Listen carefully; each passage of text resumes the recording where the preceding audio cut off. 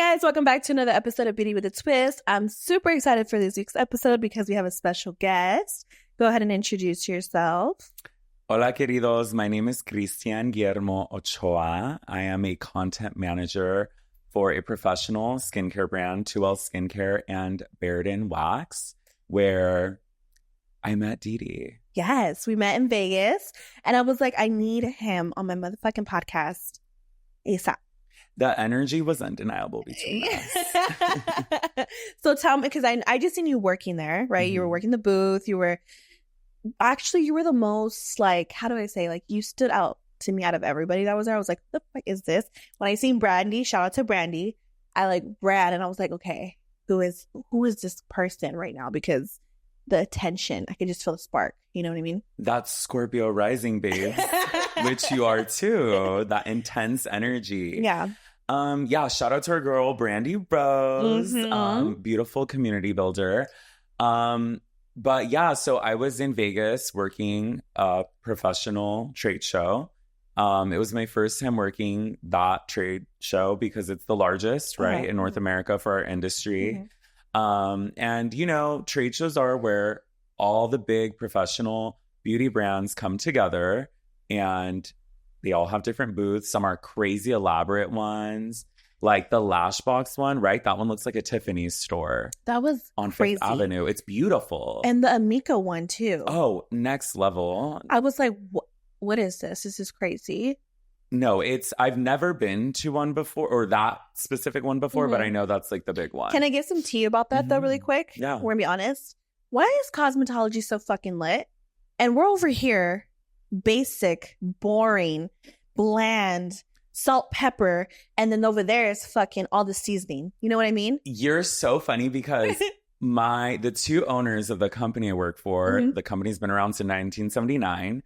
They're icons in the industry, and they always say that. They're like, you go on the Cosmo side, and it's colorful, it's glitz, it's glam, it's sparkle. Yes. They're creative, they're done up. Mm-hmm. She goes, you go on the esthetician side, and it's like holistic, boring, bland. Yes, I don't give a fuck if I goopy, say that. Well, yeah, just like she goes, you know, undone.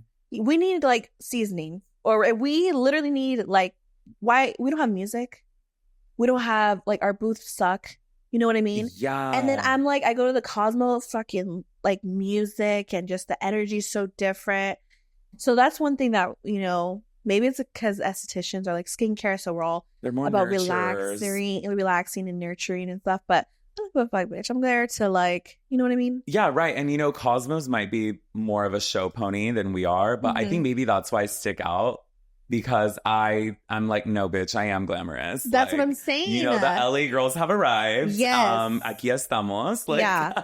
And that's what I felt like when I seen you. I was like, okay, that's a whole different type of energy. Because every booth that I went, I was like, oh my God, like, not intimidated in a way, but more like, they're just not approachable. And yeah, I agree with you because I was dead set on buying this specific microcurrent device.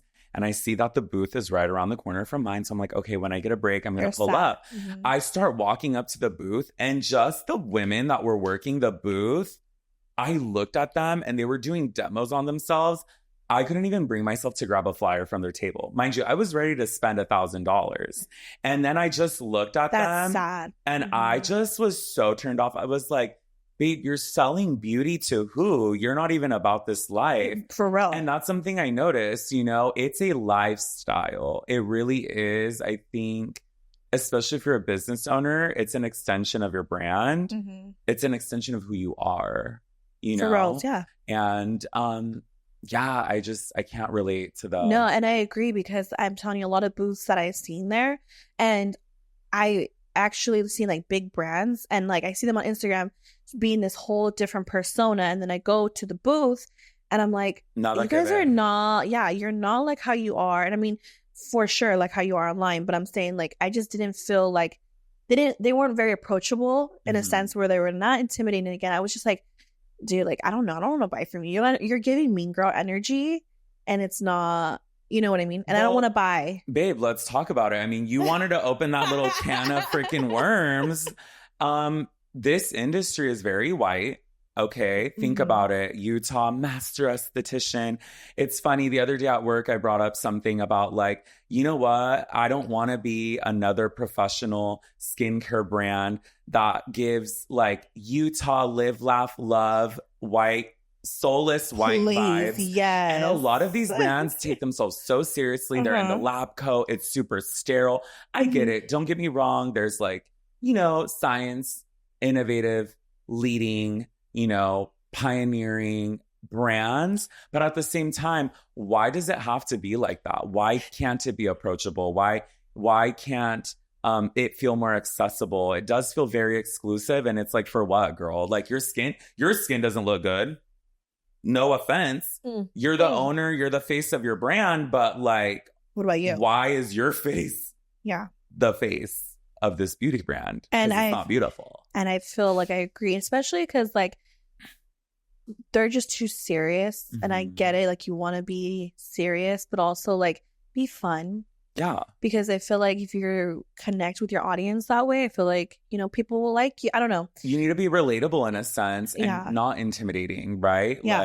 Because it can feel very intimidating, this industry. And, you know, it does feel like if you know, you know, and like I'm all that bitch. With. Yeah. And some of these brands, you have to spend a lot of money to open an account.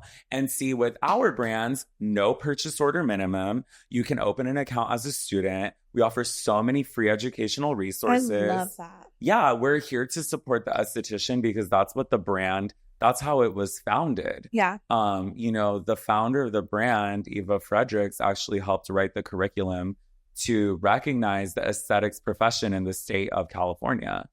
So I work for a female-founded, female-led brand, and we want to be the approachable brand, the warm and friendly, supportive brand.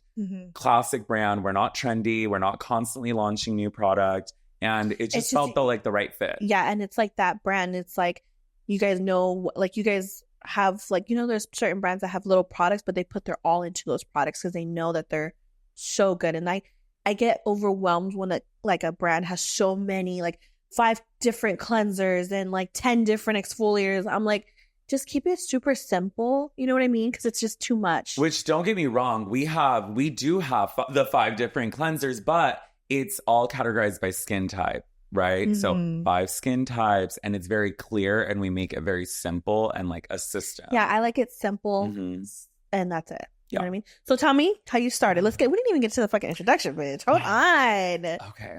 Tell me. How long should I go? Because basically my passion for skin started when I was 12 years old. And this is pre-TikTok, pre-YouTube, pre-social media. I think I just started my MySpace like in 7th grade when I was 13. So that's what was popping back then. I'm 30 now, so it's changed. You had the music on your profile and everything. Oh, period. Yeah. I was writing in code. I was making those little fucking shits raindrop on the page, all that corny, like the glitter. Remember those glitter? That was my page. It was all Hello Kitty. I was one of those. And then I had like, anyways, ratchet music.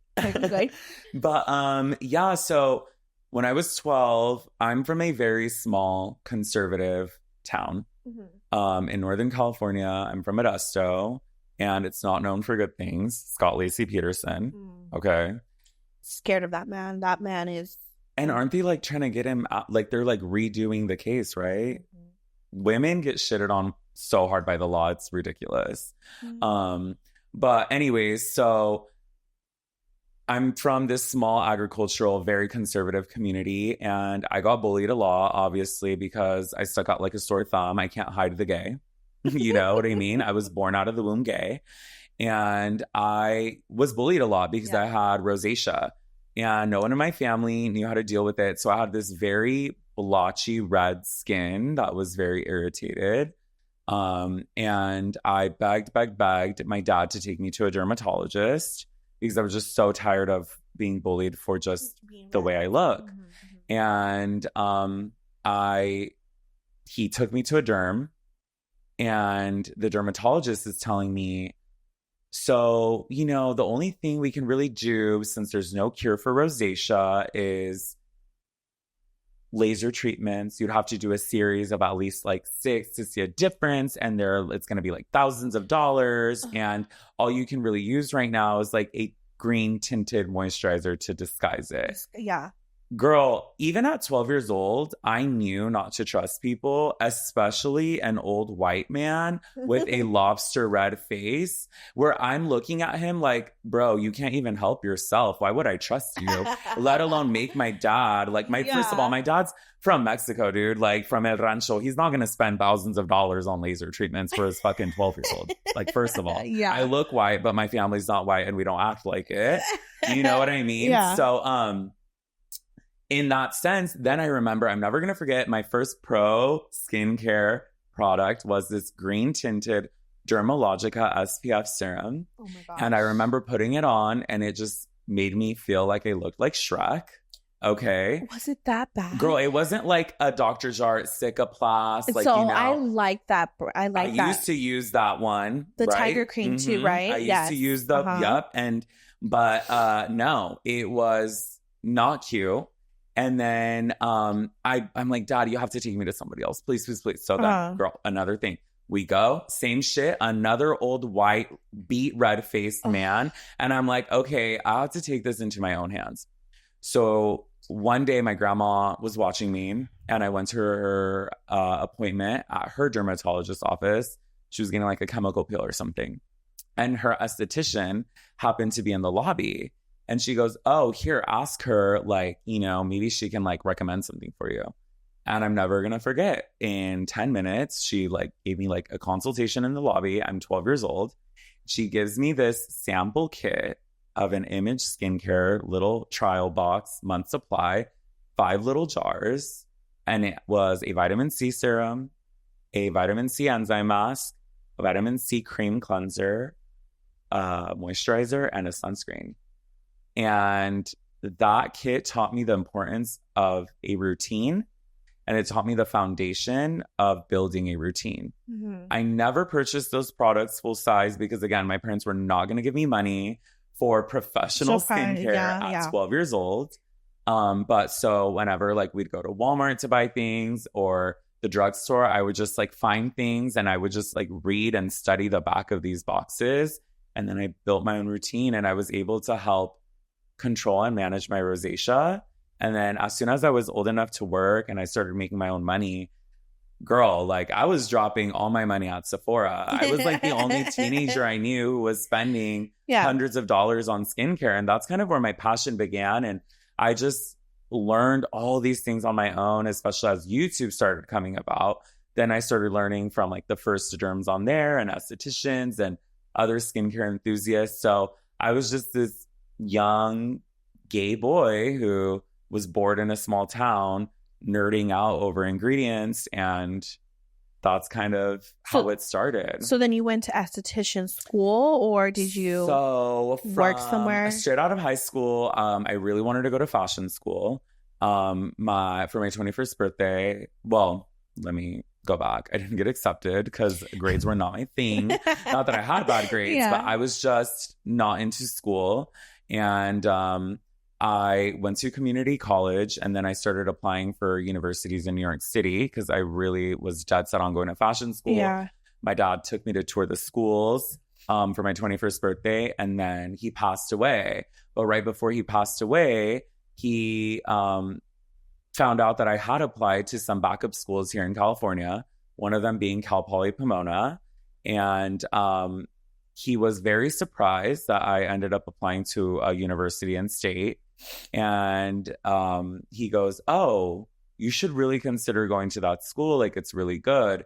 And I was like, yeah, if I get in and, you know, the other schools don't work out, that's what I'm going to do. Well, 2 weeks later, he passes away. And a week after, so clearly I'm not going to leave my family. I went through this very traumatic experience at 21. I'm not going to go to New York City. So I felt like my dreams kind of died a little bit. I always wanted to go to fashion school. I was heavily influenced by Lauren Conrad and watching The Hills and that reality TV era. But A week after his passing, I got my acceptance letter to Cal Poly Pomona. That's crazy. And I just felt like it was a sign that I needed to go there. Mm-hmm. A few weeks later, my best friend that I met in community college, who I'm still best friends with, he got accepted. So we were transferring at the same time. Mm-hmm. At the same time, my other friend at the time was also transferring to go to Cal State Dominguez Hills. And so I was like, you know what? I'm just going to do this. It's going to be an easier transition. I'm going to know some people. So I moved out here. But I remember looking at a map of LA County, and I look and I see that Cal Poly Pomona is very far from LA. And then I see WeHo and Beverly Hills is on the west side. So I'm looking at this GPS map. And I'm like, I just have a feeling I'm not going to want to hang out on campus or hang around campus. Bitch, over my dead body was I going to live on campus, get told what to do, live with strangers, and pay more money to have like 5 roommates. No, thank you. I was like, no, I'm going to like get my own apartment as I was working. And I was always working through school. And I just pointed out a map and I looked at the middle. And it was Alhambra, which is on the border of South Pasadena. And I've lived there for 9 years now. And I just commuted 22 miles to Cal Poly Pomona. And then I worked full time in West Hollywood. Yeah. So you're like in the middle. And then you would be like, okay, I'm fucking going to WeHo. I'm working in WeHo 5 days a week most of the time. Or interning over there. I just had a feeling, my intuition told me all of your career opportunities are going to be on that side of town. Because I was still in a fashion program at Cal Poly. But then my first quarter there, I realized this shit is way too hard. And on paper, they're not going to respect my fashion degree. So then I transferred over to the College of Business. And now I ended up with my degree, my BS in business administration, marketing management was my emphasis. And then my minor is fashion merchandising. That's amazing. Honestly, I'm going to keep it a buck right now. College was a very unnecessary experience. Oh, they always say that. I didn't need to go through that. I did not need to get myself into student loan debt, because then what ended up happening was I'm working in my first career out of college for this fashion startup. A year and a half later, I get furloughed in a very unfair way. There were a lot of class action lawsuits against the company. They're still around. They're horrible work culture, very toxic, and all of the rhetoric of the fashion industry being a toxic industry is very true. And I realized it's never going to work here. In fashion, you have to wait for a dinosaur to die, for the person under them to come up, then for the person under them to go up. And then for the time, It's very Devil Wears Prada. It really has that reputation for a reason. And so while I was furloughed, I was freaking out. I'm like, what am I going to do? The year is 2019. Somehow I've had friends tell me forever, you should go to esthetician school. Like, you belong there. And I'm like, I don't know. Well, I was like, fuck it. I'm on unemployment.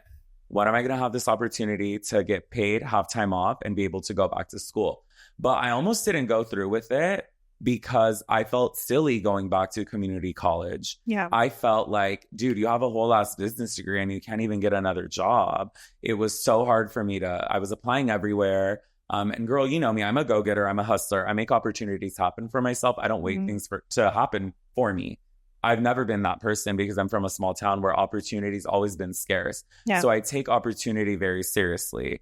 And I ended up applying. I got into the program at Citrus College in Glendora, which I hear I'm very lucky because they did have a wait list of 50 people. I was like one of the last ones to get admitted.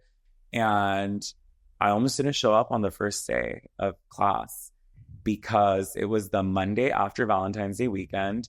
And the first guy I ever fell in love with at the time. Yeah. Now that I know what real love is, that was not love, but that was like hardcore infatuation. Yeah. Ended up gaslighting me over the weekend. And you had school Monday, your first day. So get this. So it's Valentine's Day weekend. It's the day after Valentine's Day. We all went out with a bunch of friends. I started not feeling well halfway through the night. So him and all my friends went to this afters. And I was like, I'll just wait for you at my house. Like, they're all going to spend the night at my place. And my best friend saw him cheating on me in the dark room with a guy that I had introduced him to the night before. He was getting rammed. While my best friend's right there, you think he's not going to tell me? Wait, do you know what a dark room is? Yeah. Okay, yes. girl. So she knows. Yes. She's down with the girls. Yes. You know, I'm an actors girly. I'm a before I got pregnant, I used to go to afters all the time in LA. Come on, baby. You know, EDM is like everything to me. Okay. Anyways. Yeah. So, and then my friend tells me I'm like extremely distraught because I just felt like, wow, I really got charmed and duped by someone less charming than me. Like, how did I sell myself short? And so I was running late for class. I couldn't find the class. I was just so distraught. And I remember I walked in like 45 minutes late. Again, I was just woke up defeated. And that's not like me. You know what I mean? I've always been able to pick myself up, dust myself off, and just set that to the side. But for some reason, it was really getting to me. And I showed up to class and the professor went and made an example of me to the whole class. There was at least 60 plus people in it. And she goes, if you're ever late one more time, gave that whole spiel, crucified me. Stop. I'm already feeling so vulnerable. It was like raining that morning. Girl, I was a mess. And let me tell you one thing. This woman really did save me. And she changed my life. And she's an incredible educator. Ann Everett, if you guys are lucky enough to have her, she's probably the best, one of the best educators I've ever encountered. But she is the reason why I'm on time to all my client appointments and for the things that like really matter, because after that I was always early. And you know, beauty school, you start really fucking early. Fucking 7 a.m. Okay. 7 a.m. I had to commute 30 minutes and I was always 15 minutes early. That LA traffic coming there too to Stitches, that 210, because it's in Glendora. I know. And I busted my ass and, you know, I loved it. And I just remember when we finally got our textbook, it was placed on my desk. And that was the first, I felt like the universe clicked. Mind you, I was 26, 27, 2019, 5 years ago, 26. And so I started my Saturn return, right? I was coming on it and I felt a click in the universe. I don't know how to explain it, but it was the first time I ever felt like I belonged anywhere in my life. I've never felt like I belonged anywhere. There's been very few instances where I was like, this is where you're meant to be. And that was the first time I felt that way. I was broke as fuck. I was unemployed for one of the first times since I ever started working. I had all this college debt. I had a whole ass degree that I couldn't use. It felt like. And I was back in community college and trade school, but it was the best. And then 6 weeks later, COVID, the lockdown, the shutdown. And then you're like, gets taken away from me.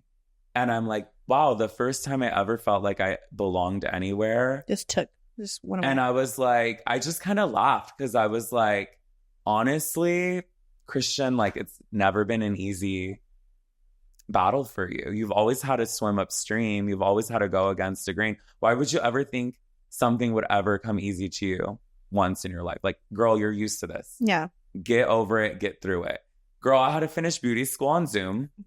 And that sucked, you know, but I always knew my skincare knowledge. And the week that I graduated from beauty school, I remember him freaking out. It's mid-pandemic, height of it. And I'm like, fuck, this is the worst time to get into this industry. I can't work legally. Everything's shut down. You know, what am I going to do? How am I going to make money? Like, wow, like again. What am I going to do? No way to make money, no job. I feel like I'm on my ass all over again. And that week, my ex-coworker's boyfriend at the time, Matt Brooks, I love you, you're the best, reached out to me on Instagram. And I had only met him once, mind you. And he goes, hey, I saw that you posted about 2L before on your stories because I went to a partner school of the brand that I now currently work for.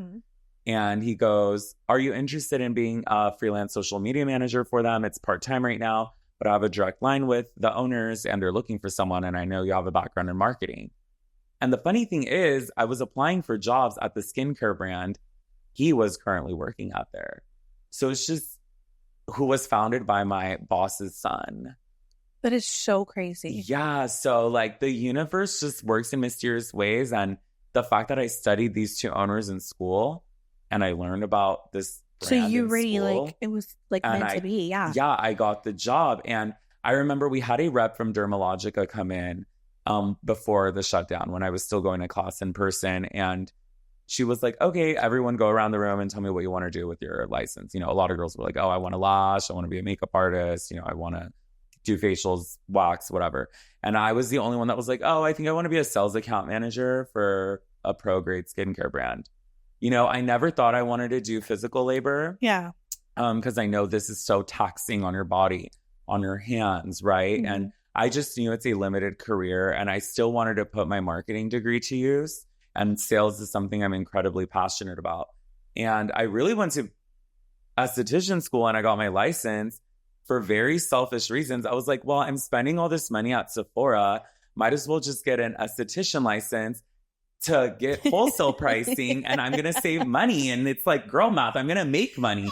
I literally did it for that reason. And because I was also getting tired of all these like fucking 12-year-olds on TikTok giving advice. And I'm just like, I can't believe. But first of all, let's actually talk about the real issue that adults are actually considering and taking advice from fucking teenagers. You're the problem, not the teenager. Good for them. You know, at least they're putting themselves out there. Hey, they're out here getting brand partnerships. Yeah. But like, and I'm not going to lie, I don't want to be a hater on them, but I'm also like, wow, like, 12-year-olds who the fuck is listening to these people? 12-year-olds using retinol on their skin from Drunk Elephant is ridiculous. I can't, girl. Because it turns into a flower.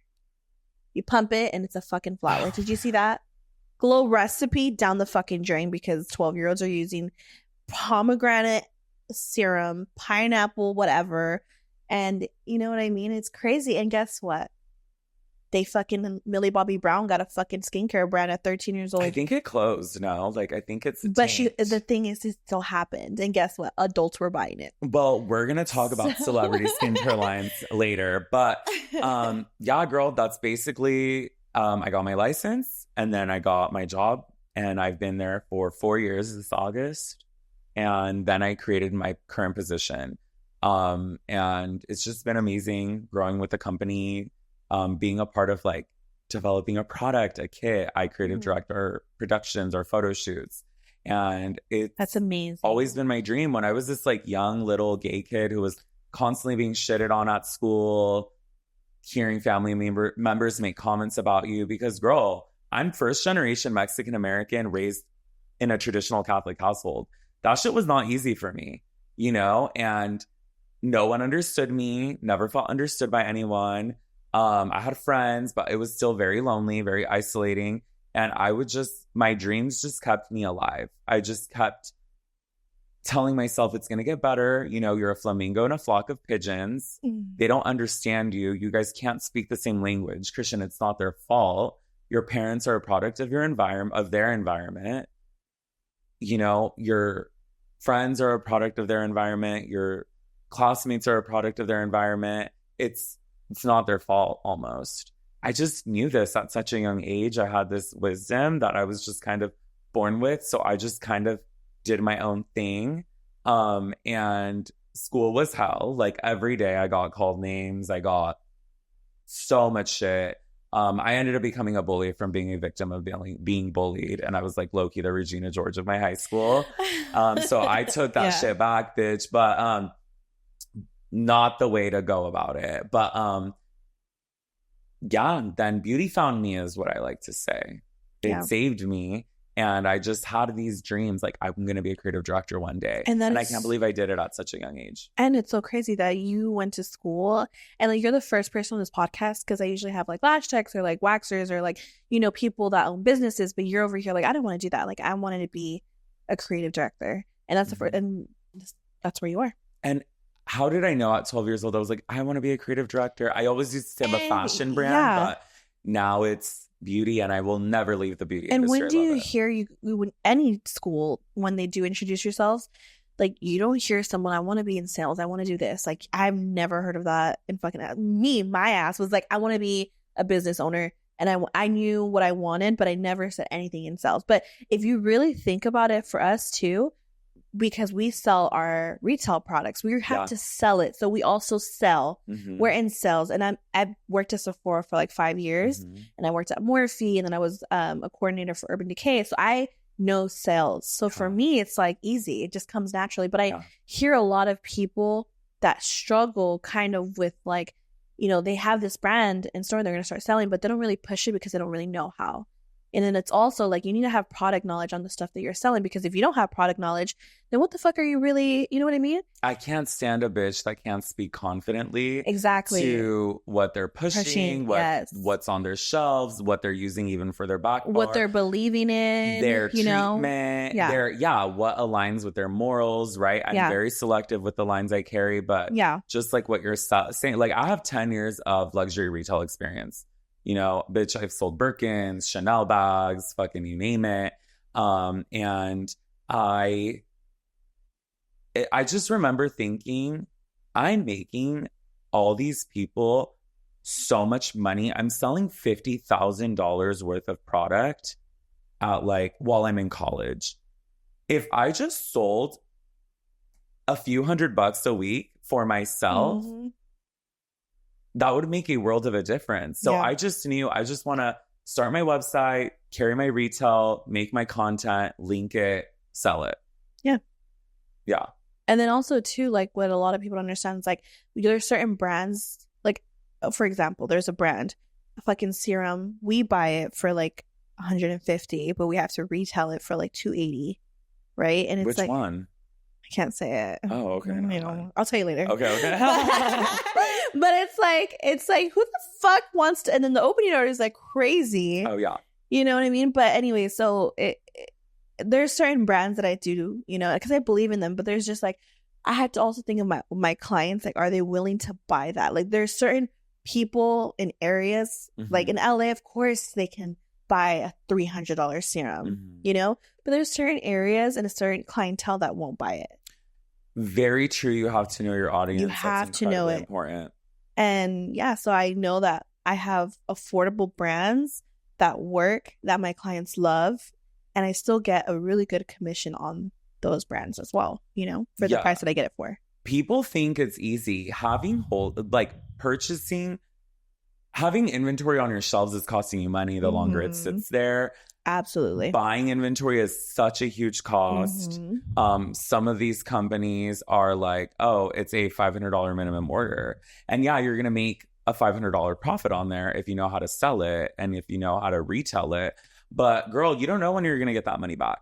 You don't. You have to be able to predict trends. You have to be able to predict your client needs. It's hard. It's so hard. So yeah. So for Baradin, right? Baradin Wax. What do you do for them? You're the creative director for them I'm the content. Yeah. So they're sister brands. They're owned by the same family. And I'm the content manager for them as well. So as a content manager, I have to make sure that the TikTok has content, the Instagram, the Facebook, our masterclass series. So I produce all of those videos, like all of our email campaigns, our blogs for SEO, our landing pages on our website, our web banners. So I kind of take the lead. I work with a team of graphic designers, our social media manager, our digital marketing manager, and we just create campaigns and then we build off of it. And I kind of oversee the aesthetic of it and the creative process behind it. So now that you're in like the waxing industry, do you know the tea, right? With other waxing industries? Absolutely, girl, because I work for an OG brand, you know, and she created her wax out of kind of being screwed over by one of the most OG wax brands. And so she goes, you know what? I'm going to make my own. Yeah. Yeah. So I do definitely know the behind the scenes. So are you a hard wax girly or you're a soft wax girly? What are you? I'm a hardcore believer of you should know how to use hard and soft wax. And if you only stick to one, it doesn't make sense for me to do body waxing with hard wax because it's costing you more money. You're using way more product and it's way slower. Okay. And I'm a hard wax girly. That's crazy. But if you're only a hard wax girly and you only focus, like I know that you're basically only doing Brazilians and underarms, right? Yeah. That's what I use hard wax for. That's what you should use hard wax for. So if you don't do leg waxes, arm waxes, back waxes, then you really don't need soft wax. You know, maybe it's good to have a can for special occasions, but like, no, hard wax, I believe on using hard wax for face, underarms, intimate body parts. Yeah. And I like soft wax for brows though. That's my jam. I have to use soft wax. Well, it's definitely because soft wax does stick to the skin, it is more abrasive at ripping the hair. So it is better at getting the finer hair out, but you're not really, you can't really go over that area more than once. You know, where with hard wax, you can go over that area a lot of times. I'm not, you know what, fuck it, because I believe in shameless promotion.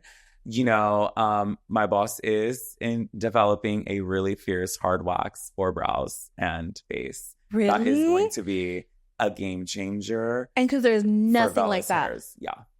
There's no hard wax for brows that I know of. Yeah. Well, I mean, wax is wax. You know, I think it's really silly. I recently saw a product launch from a wax brand. I was like, this is the first wax made just for brows. I know. Girl, because wax is made for fucking hair and brows have hair and you use it for hair. What do you mean? That is the most redundant shit, gimmicky shit. And that's the thing with this industry, girl.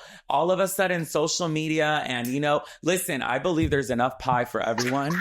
I fucking there love is abundance. But girl, let's keep it real. That's the dumbest shit I've ever heard. Wax is for ripping hair out. What do you mean? Wax is made for hair. That's crazy. Yeah. You're so right, though. Gimmick.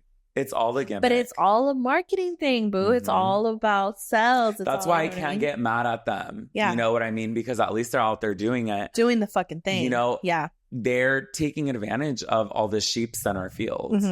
And I've never been a sheep. I've always questioned authority. I will always question what I'm told to do. I want to know the why. I practice skin tuition. I'm not a paint by numbers esthetician. I always say there's two types of estheticians, especially like in the skincare space. If you offer skincare services, the skin intuitive esthetician that knows, I know how to mix and match. I know how to customize. I know what this ingredient is going to do. I know what reaction it's going to yield, what results it's going to yield. I don't need to look at a tech manual and follow it to the fucking book and follow it to the T because, you know, I listen to estheticians all the time complain like, wait, but you said it has to be in this order. Girl, not all skin is the same. Everything is nuanced. And if you understood the logic and the science behind this, you would be confident and you would be assured. But, oh, girl, okay, so I guess you don't know what you're doing. And you need your fucking handheld and it's paint by numbers for you because you don't actually know this. That is so fucking true. And that is why a lot of people, that's why this industry is so fucking oversaturated too. Well, let's talk about that subject. I feel like estheticians, I feel like it just blew up.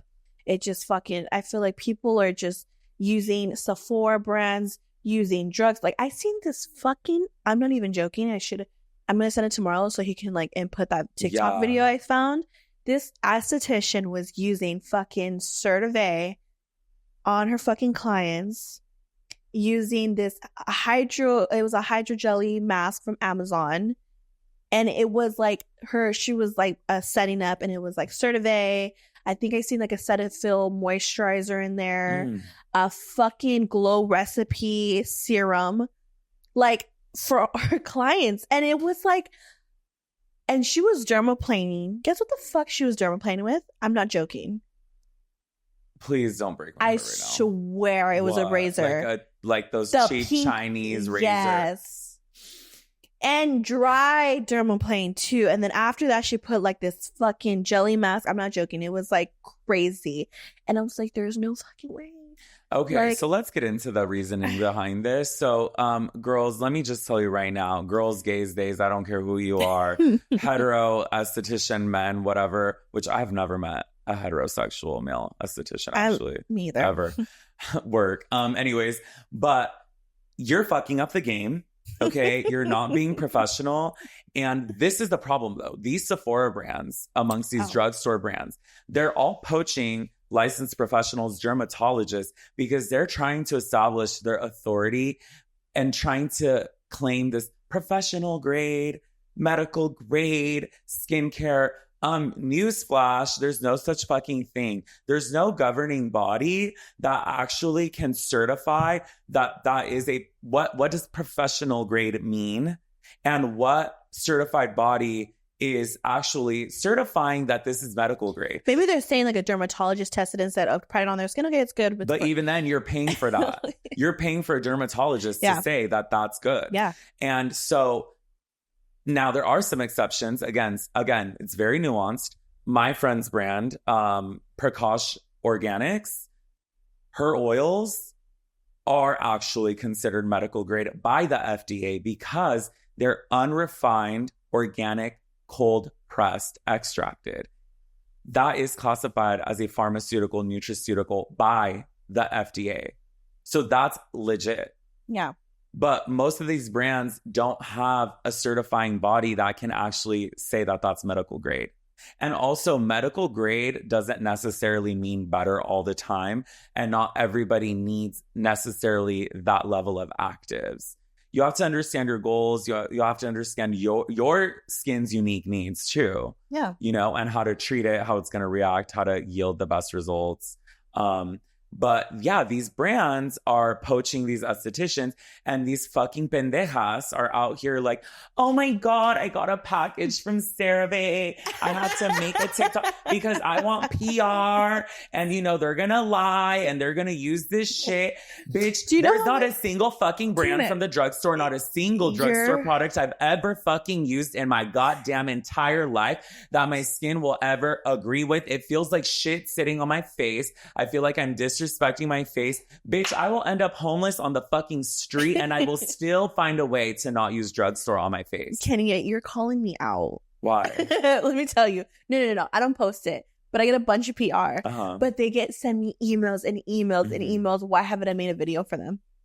Are they, if they pay you for it? No, I haven't done it. Okay, but this is the thing. If you're not getting paid, no. And if it's not a legitimate brand partnership, it's just free. And it's just for free PR, girl, please. That's why the fuck I don't do it. And unless you really, really like it and you really believe in it.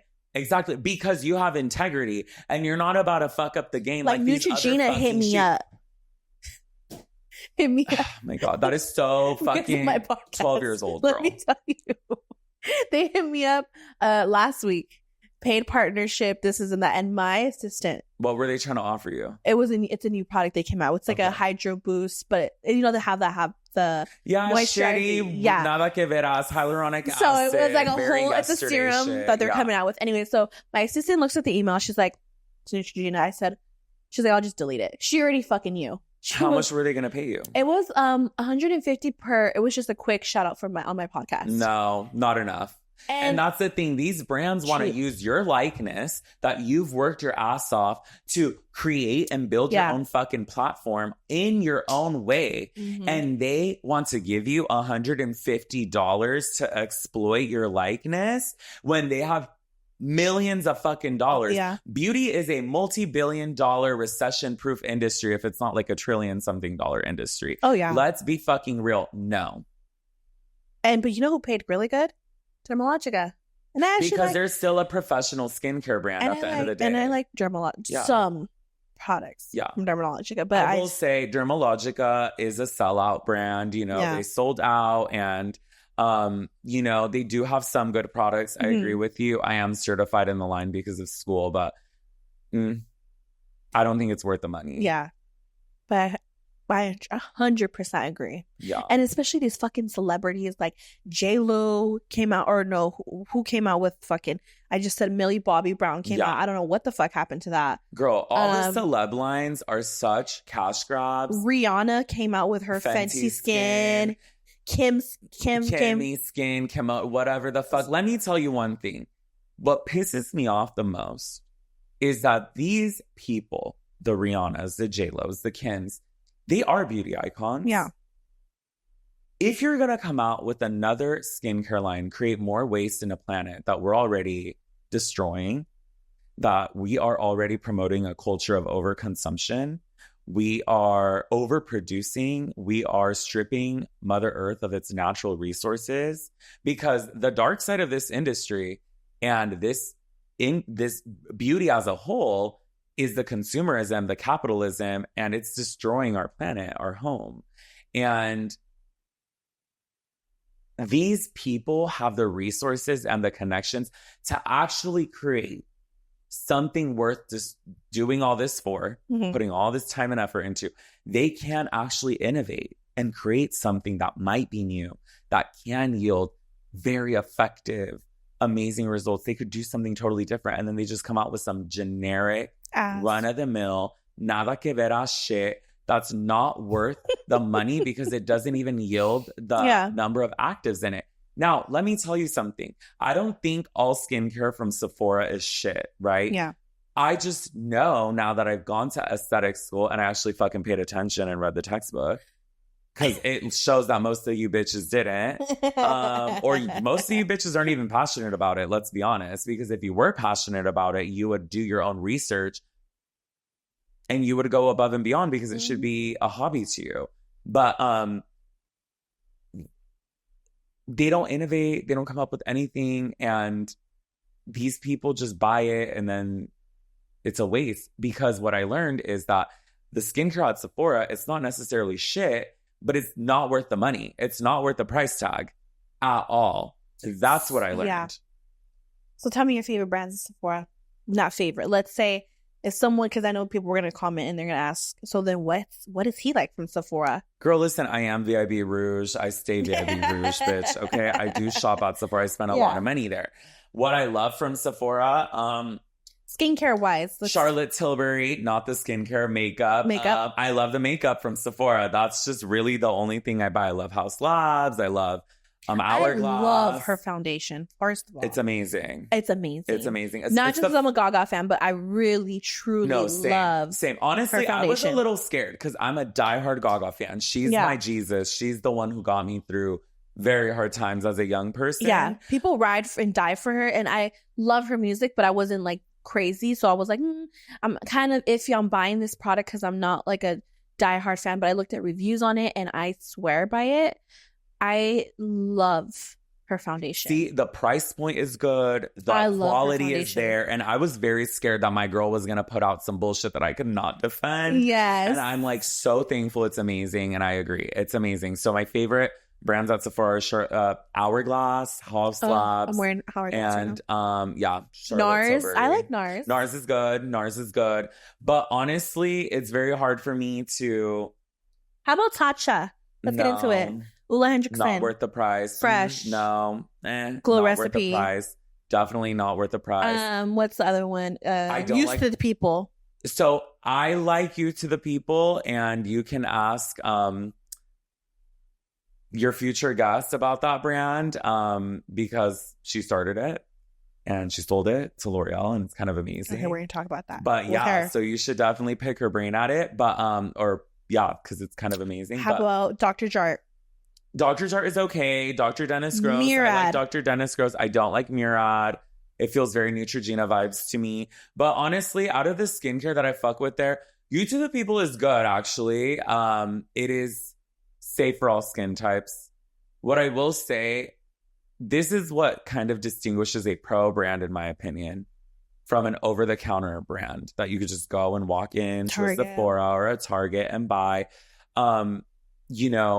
As a professional, what I retail to you and I recommend to you, if it is a professional brand, I am liable to you if you react to it, if something happens, if we're giving you a service and, something goes down. But that makes the company liable to me. When it is an over-the-counter brand, think of it kind of like prescription strength, what you have to go to a pharmacy for, versus over-the-counter medication. Where they can just go. Where you could just go and grab it. It's not the same strength. It's not the same level of actives, right? So that's how I look at professional grade skincare. I only like it when the founders are professionals. When it's made by professionals for professionals, that's when I'm passionate about the skincare line. Yeah.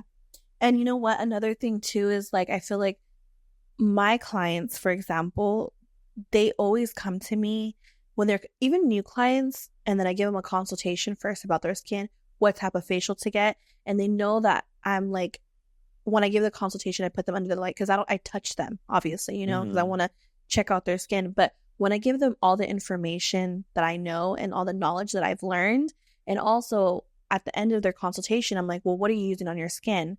And I'm like, well, let's speak about it. Majority of the time, it's like Cetaphil, CeraVe, Neutrogena. Cetaphil and CeraVe are like the 2 C words. You might as well call me a see you next Tuesday because those, when my clients say that, I die on the inside. Well, that's me. And I'm just like, you know, Neutrogena, and then they have Pacifica, or they say these other Aveeno. Yeah. Okay, so they tell me that, right? And I kind of like, I don't tell them in a mean way, but I'm like, well, that's why, you know? Yeah. So I'm like, let's change up the whole skincare regimen that you need to be on. Yeah. But it's also like, they have to trust me, and they have to know that I know, going back to the product knowledge, because I need to know what the fuck I'm trying to sell. And I know that it works because I've tried it on my own, right? And also, too, I'm like, it's not that more pricey than not, and it lasts you longer than a drugstore product, and it's not that much more expensive. Yeah, it's not that much more expensive. But the quality is significantly better. A lot more better. And I tell them, like, okay, you're paying the same price for the cleanser that you're getting at Target. You're paying a couple extra dollars here for something that actually is doing something good for your skin, you know? And I always tell them, like, and I feel like with clients too, it's kind of tricky. You have to tell them, like, and this is when you're a good esthetician, you have to be honest and tell them 50% is here, but 50% is at home, because you also need to come up, like, how are you going to get facials every month, but then go home and use a Neutrogena cleanser? Shit. Yeah. That's not going to work, because we're not fucking magicians. We can't, you know what I mean? Right. So you have to have your at-home regimen with a good skincare regimen, and also come get your facials. And then also, too, like, I feel like a lot of clients, and that's what a lot of estheticians don't understand. Oh, I'm not getting booked. I'm not getting busy. Maybe because they're not seeing results. And you're not following up with them. You're not checking with them. They're trying a new product for the first time, and you didn't follow up and say, hey, like, how'd you like it? Yeah. Well, actually, thank you for calling me, because I haven't used it because I don't know how to use it. After you just gave them a whole 20-minute consultation, maybe they just, like, were so tired that day they didn't listen to you. That's why we have this iPad here from my assistant, and she literally texts my clients, say, how was your facial? Is there any questions that you need? Because that right there is showing them that you care. It's a partnership with your client. And that's how you get returning clients. Absolutely. And for us too, it's like, they need to see results. If you're not seeing results after, like, at least 2 facials, and they're like, oh my God, actually the first time I came, I just felt like this, and immediately they tell me that. But that's how a lot of estheticians are like, oh, I'm not getting booked, or for whatever reason, but it's because they're paying hundreds of dollars and they're not seeing anything. Yeah, and you know what? A lot of the time, especially because I live in LA, these facial prices are insane, and then I go crazy and see what they're doing, and I'm like, that was basic as fuck. Let's get into that, Christian. What the fuck did they charge $300 for a basic ass? Because people pay for it, people don't know, and the consumer. A microdermabrasion that they got on Amazon, please. Before I forget, though, baby girl, the reason why dermatologists recommend Cetaphil, for example, is because Cetaphil is not actually cleaning your skin. It's actually not doing anything, and that's why dermatologist recommends it, because it's not going to interfere with whatever medication they're putting you on, which I'm very anti. In most cases, there is room for it at times, but whatever procedures they're on, Cetaphil's not doing shit for your face. It's not cleaning your face. No, let's talk about the huge marketing thing that they did with CeraVe, though. They collabed with, what's his name? The CeraVe, his name is, his last name? The fucking actor. Oh my God, the funny actor. They collabed with him. Like, oh, I thought that was his brand this whole time. Let me fucking pull it up, because it's going to piss me off. Yeah, I mean, to be honest with you, those brands I'm not a fan of. Again, it's Michael Survey. Let's see who. It's not in my ethos. It's not something I think about. It's not, you know, and you know what? The thing is, I mean, use something, you know, it's better than not using anything. Michael Survey. Look at this fucking collab. Can we input this? I don't know who that is. This actor. Oh, Michael Cera. Michael Cera. And then they're like... Okay, so from a marketing perspective, I thought it was genius. That's what I'm saying. Genius marketing. That's what I'm saying. Like, really funny. They told people it was his brand. He's a comedian. He's kind of been like out of the limelight for a while, you know? I thought that was genius marketing. But bitch, if you think some fucking dirty ass Silver Lake looking ass hipster comedian is gonna influence me to use any skincare, bitch, you got me fucked up. Yeah. But the problem is bitches are buying it from him. You know, bitches are buying into the thing, and you know, it is all a lot of marketing, and I work in marketing. I see through it. Like fucking Kylie Jenner just collabed with Crumble Cookie. For what?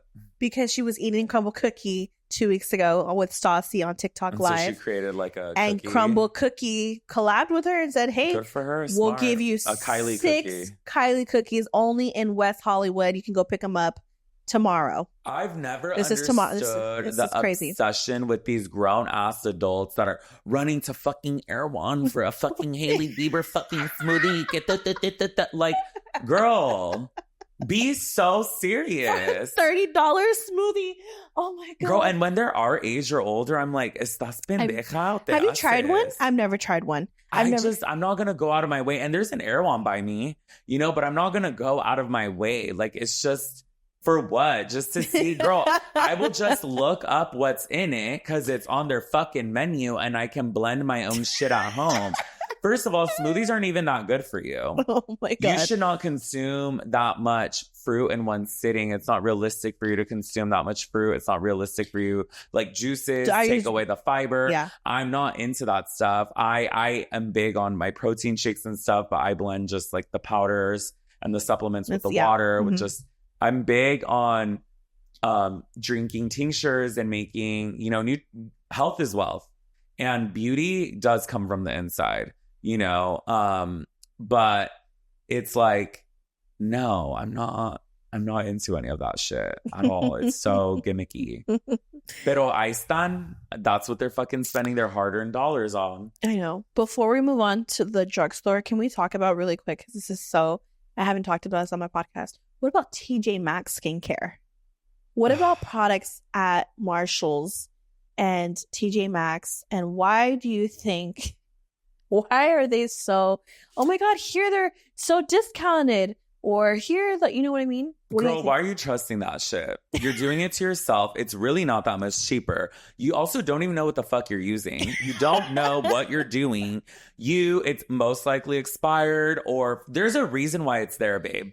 There's a reason why it's there. Do you think it's going to be a good reason why it's there? You know, I know girls, I went to college with girls that are beauty buyers for Marshalls, for TJ Maxx, Ross and stuff. You know, certain makeup and stuff I can see, like, okay, like a palette, for example, that's powder. That can't really go bad. And, you know, if it's discontinued and it's something you really like, go for it. But to be honest, I just don't know why you wouldn't partner with a professional and just stick to a streamlined regimen and get with that. But these are the people. Okay. Story time. A few months ago. So I'm also a HIIT trainer, a group fitness instructor in Pasadena. And, you know, I had a client that was a fitness client who had extreme melasma and hyperpigmentation, Fitzpatrick 3, Latina. Oh, shoot. She's always asking me, oh my God, Christian, what do you do for your skin? What do you do? Oh my God, like your face is just so perfect. Da, da, da. Your glow. And I'm like, you know, I do a lot of shit for my face. A lot of shit most people aren't willing to do to yield these results. I've healed my own skin. I've managed my skin. I've treated myself, and I've treated at least over 100 faces, different faces. And she overhears me talking to someone while I'm in the bathroom, and I'm like, you know, people will fucking drive a Mercedes Benz and then freak out when I tell them that I spend $85 on an oil and $165 on an eye serum for night and $125 on my eye serum for day and $85 on my eye care oil that goes under both of them.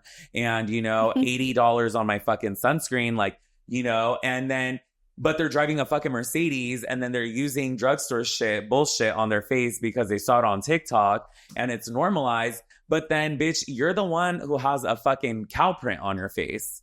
And I'm the one that looks like this. Who the fuck are you going to trust? Yeah. Sis? That's so true, though. And you know what? Hold on. Yeah, I stunned, but they're the bitches at the TJ Maxx and wanting the fucking discount. That's what I was just about to say. Go off, bitch. Like, go ahead, do your fucking thing, bitch. But you're not my client, and I'm not going to spend time and waste my fucking time on you. I don't give free consultations, bitch. I'm not wasting my time. Just had a client like this. I'm talking a millionaire. Okay? She's come to me so many times. Tacaña. She is. Call that ass, bitch. She is. She always comes with her G-Wagon. Her and her daughter. I'm not going to say anything about this client, or names, but she asked me for a discount. And I had the audacity. And I was like, no. A discount for what? For facials. Because she's like, I referred my daughter. She's come to you. And I'm like, okay, thank you. And I appreciate you. But what the fuck am I going to give you a discount? Is she even like a really good client? Like, does she tip you well? Can I tell you what she did to me, Christian? And I love... she's an older client, so I'm pretty sure she won't watch this, but her service was over $100 and she needed a change. Expensive. She needed a change for 10. I need to give her $10 back. So I gave her like a $5 bill and then ones just in case, maybe she'll give me the ones. No, she wanted the exact change.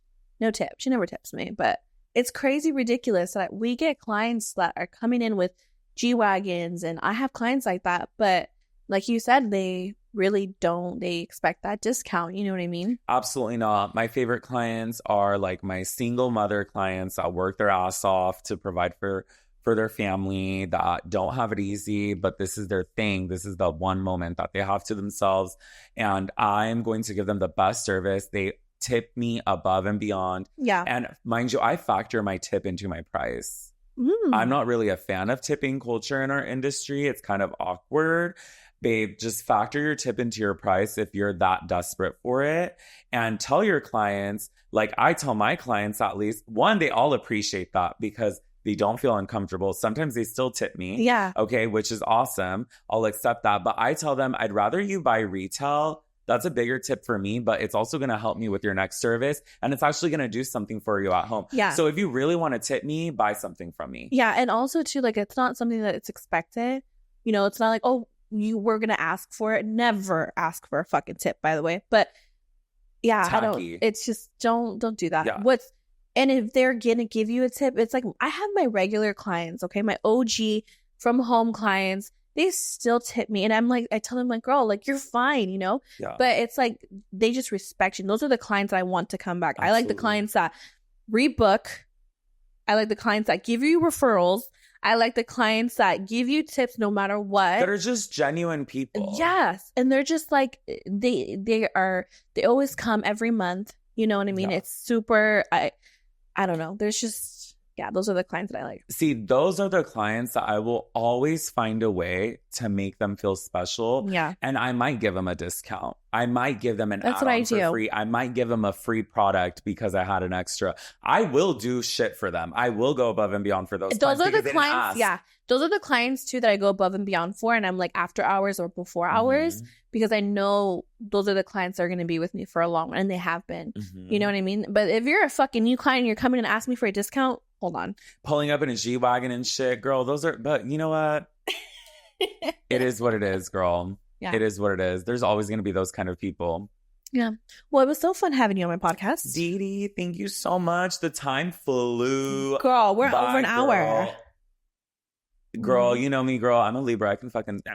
Yeah, me too, though. Yeah. My manager's the one that's like, okay, it's an hour. We got to go. We got to cut. And I'm over here like, okay, but anyways. Baby, we'll do a part 2 eventually. Yes. Listen. You're going to come when that special guest comes. I'm so excited for you guys. You guys don't know. She's such an icon and an OG. I can't wait. I love when she speaks to how the industry was back then and how it's... I can imagine, and I can't wait. Yeah, the changes she's been a part of. It's so cool. And you know what I like about her too? That she's still on social media and she's like fucking groovy. Like she's just so. When you mentioned her, I already knew who she was, obviously. But I was just like, oh my God, like she's so hip. You know what I Yeah. mean? Like you can see it on her videos. Well, I produce her content, but yes, no, honestly, she is one of the most down to earth. She believes there's room for everyone in this industry. Do I think this industry is oversaturated? Yes. But guess what? Everyone has a face. And you should never be competing against another person, another esthetician, another professional for clients because, girl, there's enough for everybody. Absolutely. You know what I mean? You could do my client's underarms. I could do her face, or, you know, it doesn't matter. And I'm, like I said, my friends are all in this industry. I'm always referring people. If I know people out here, I'm going to be like, you should go to DD's spa. Yeah. Full service spa, you know. And that's how I am too. Like if I and this is one thing that I always do too. If I feel like I can't fix the person's skin, and truly, you keep it real. I keep it real, and my clients will vouch because if I say, if I can't fix it, I will be completely honest with you because there's things that I know will fix it but are illegal for me to use. Right. Or like, it's out of your scope. Yeah, like microneedling. I wish I could fucking do it, but I know a lot of estheticians that do here, but it's illegal for us, you know? Right. So I know nurses. I have a nurse that works here, and I refer a lot if I know that I cannot do it. Right. And especially if I'm not in that area. Right. You know, I get people like, I get clients that move to Texas and like, hey, do you know someone out here? And it doesn't kill me to freaking tell them who I believe in. You know what I mean? Yeah. Well, are we doing our quote? We're going to do your quote. Okay. What's your quote? You said you had a quote. I have 2 quotes. Okay, let's hear Okay. My first quote is, done is better than perfect. I just feel like we all get in our own way of our success. We all suffer from imposter syndrome. And putting yourself out there, opening yourself up to the universe will allow the universe to open itself up to you. And you just have to do it. You just have to keep making the content, keep putting yourself out there, keep doing the services. The only way you're going to get better and get to your future is through doing it. And my second tip is under promise, over deliver with your clients at all times. Don't sell them sweet nothings. Just like what you said. That's why you reminded me of the second quote, because you're not going to promise them a result you can't deliver, you know? That's true. And that's what's going to make. And then when you do over deliver on that promise, you always want to be conservative with what you tell your client you can accomplish for them. They're going to be so happy. Then they're going to go above and beyond. That's when they're going to refer people to you. And you know what I mean? Yeah. That's beautiful. We never got 2 quotes in a fucking podcast, Marlo. Well, thank you so much for being on my podcast. Thank you so much for having me, Part gorgeous. 2? Soon. Yes. Well, I want to have you on my podcast. Yes, bitch, well, bitch. We're about to launch. It's called All Perras Go to Heaven. Shout it out, boo. Go to my link in bio. It's there. Start following the page because we're about to start dropping nuggets. And our pilot, our first episode, my co-host, who's also an esthetician, shows me her clit because I've never seen a female clit before. Are you joking? And we talk about both of our experiences with micro penises. What the fuck is a micro? Handled it. Girl, it's basically a fucking nub, girl. It's a grain of rice that's attached to a man and ejaculates and pees out of. But yeah, girl, she handled it one way and handled it the other way. And if you guys want to see all that, and if you guys want to, you know, be a part of our shenanigans, it's called All Perras Go to Heaven. All Perras on Instagram. Well, I'm going to be the first to subscribe. Anyways. So you're going to pull up and tell us how you got pregnant, bitch. Because that's the subject, girl. I want to talk about your love story. Listen. Because there's some parallels here. And I feel like this bitch just predicted my future. And it's kind of scary. It's a little juicy. You're going to in for a story. Everyone wants to fucking know how the fuck this bitch got pregnant, okay? But everybody wants to know about your personal life, right? Oh, yeah. That's what I'm saying. That's how it always is. But you know what? I give details, but I'm like, I can't give too much details. Yeah, you maintain some privacy to yourself. But then, like, my real bitches, like, I be outside, like, we're not on camera, and I'm like, okay, bitch, this is a really. I want to go on the close friends right the fuck now, bitch. You better add me to the close friends feed. Well, thank you so much, Gorge. Well, thank you, boo, and we'll see you next time. Bye.